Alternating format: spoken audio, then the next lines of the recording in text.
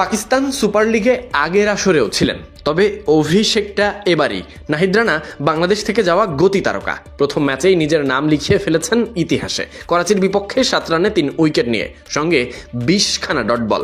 এক ইনিংসেই বোঝালেন তিনি শুধু নতুন নন, বরং আলাদা কিছু। নাহিদ রানা যে বিশেষ কিছু তা বোঝাতে ম্যাচের আগে জেপি ডুমিনি যেটা বলেছিলেন সেটাই নাহিদ রানা মাঠে প্রমাণ করে দেখালেন। গতির সঙ্গে তার নিয়ন্ত্রণ, এই নিয়ন্ত্রণই তাকে অন্যদের থেকে আলাদা করেছে। মাঠে নেমে লাহোর কালান্দার্সের বিপক্ষে 3 ওভারে 15 রান 2 উইকেট নিয়ে ধারাবাহিক পারফরম্যান্সে নিজেকে আবারও প্রমাণ করে। ম্যাচের আগেই টাইগার তারকায় মুগ্ধ হয়েছিলেন জেপি ডুমিনি আর বলেছিলেন নাহিদ রানার ব্যাপারে সবচেয়ে মুগ্ধকর বিষয় হলো ওর গতির উপরে নিয়ন্ত্রণ। এই পরিমাণ নিয়ন্ত্রণ দিয়ে সে নিঃসন্দেহে সব ফরম্যাটেই ব্যাটারদের জন্য অনেক সমস্যা তৈরি করবে। এই আসরে 6 বাংলাদেশি খেললেও আলোটা একই দিকে, নাহিদ রানার উপরে। যেখানে অনেকেই নিজেদের প্রমাণে ব্যর্থ হয়েছে, সেখানে নাহিদ রানা গতি, নিয়ন্ত্রণ, সুইং সবকিছুতেই ঝলক দেখিয়েছে, আলাদা পরিচয় তৈরি করেছে। নাহিদ রানার গল্পটা আরও একদিন বাড়ছে।